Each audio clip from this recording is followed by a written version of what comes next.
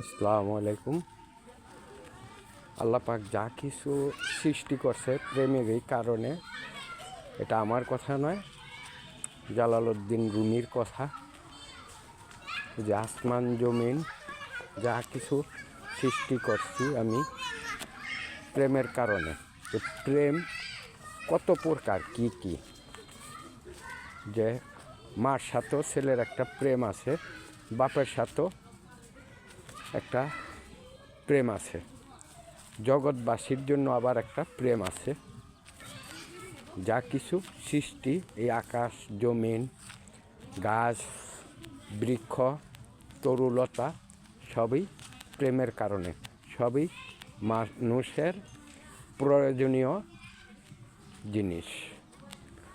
দেখবেন একটা আরেকটা দরকার, যে কোনো একটা বস্তুর আরেকটা বস্তুর দরকার, সেটা হলো প্রেম।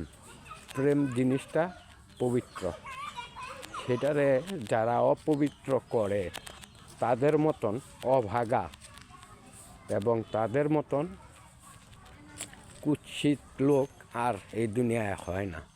কাজেই প্রেম করবেন, যে প্রেমে আপনার ইবাদত হবে এবং আল্লাহ রাসূলরে পাওয়া যাবে, সেই প্রেমেই করবেন।